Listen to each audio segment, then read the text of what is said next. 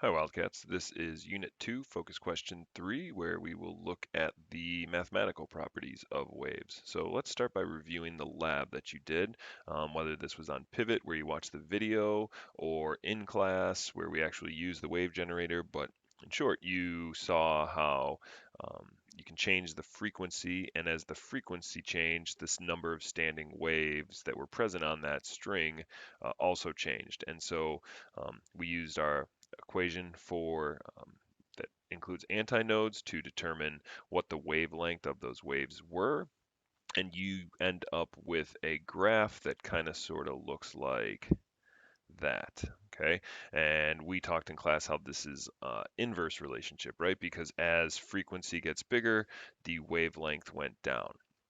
Okay. So without getting too deep into the math, what we can actually do, since we know it's an inverse, is we can take an inverse of one of those variables. So I took the inverse of the x variable. So we could say that now if I were writing this, I would say that y is equal to 1 over x.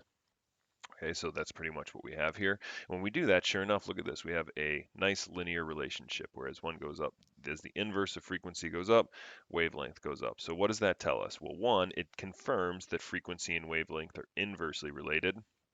Two, it does something really interesting to our units.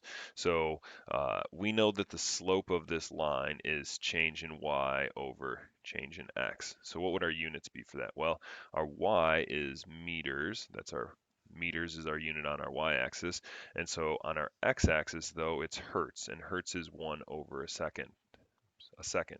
So by taking 1 over a second, we take the inverse of that, and we would be left just with seconds as our unit.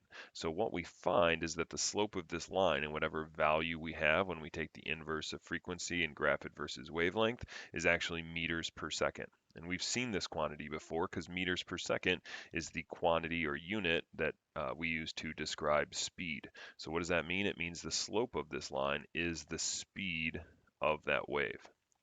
And so why go to all this trouble to figure this out? Well, it tells us that these three variables, wavelength, speed, and frequency, all must be related in some way. Okay, so let's look at that. Frequency and wavelength, how are they related? Well, we saw as frequency goes down, or I guess we saw it the other way, right? We saw that frequency goes up. So as frequency goes up, we saw that the number of standing waves increased and therefore the wavelength had to go down. So we would say that frequency and wavelength have an inverse relationship or are inversely related, and we saw that graphically. And then the other thing we want to think about is since frequency and period are related, what's the relationship between period and wavelength?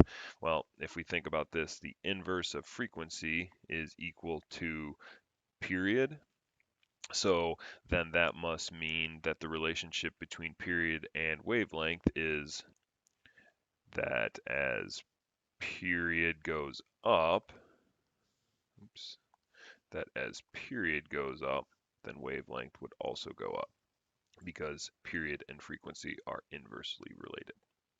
Okay, so now that we know that, let's put this all together. And when we do, we end up with this, which is known as the wave equation. Okay, so this is how these are mathematically related. The speed of a wave is equal to the wavelength of the wave in meters times the frequency of the wave in hertz. And so a couple things we can do to check this. One, let's look at our units. So this is going to be, I need meters over seconds here. Well, meters over seconds must be equal to, I have meters over 1 for wavelength times frequency is 1 over seconds. So that's good because if I multiplied this, I would end up with meters times 1 is meters, seconds times 1 is seconds. So this makes sense mathematically because I have meters per second over meters per second. Uh, the other thing we can do to check this is, does this relate to what we did in our graph? Well, as we'll talk about in a second, this speed is usually held constant or usually is a constant, except in some situations.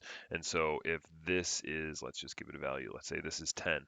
Okay, so 10 meters per second. So I'll make up some numbers here. Then it has a wavelength of 10 meters. So its frequency must be 1 hertz. Okay, well, what if I increase frequency. So now frequency becomes 2 hertz. Well, since this must stay 10 meters per second over here, what has to happen to the wavelength? Well, the wavelength has to go down in order for these to be constant still, or for the speed to remain constant. So that's exactly what we saw in our lab. We saw that when frequency went up, wavelength went down, and we see that mathematically works out just as well too. So this is the equation for the speed of a mechanical wave through a medium. Now let's talk about speed for one more second. When we talk about this, we'll dive deeper into this in the upcoming focus questions, but an important thing to understand for right now is that the speed depends on the medium and the property of those mediums. So, but within a given medium, the speed of a wave is constant. So we did a problem earlier in this unit where we saw that I can get the speed of a wave just by taking the wavelength over the time, so meters over seconds, and that's true. Uh, and we saw that these waves had a speed of 2.5 meters per second. Okay, so that's their wave, or that's their speed. It's always 2.5. This wave in this water and these properties is 2.5 meters per second. That wouldn't necessarily be true of a wave traveling through the air. Okay, so within a given medium, whether it's water, a gas like air, or a solid like a piece of metal that has some vibrations going through it, within a given medium, the wave speed is always constant, and its speed will depend on a number of different factors that we'll dive into in focus question 4, 5, and 6. So hopefully this helps as you kind of organize your thoughts around the mathematical properties of waves.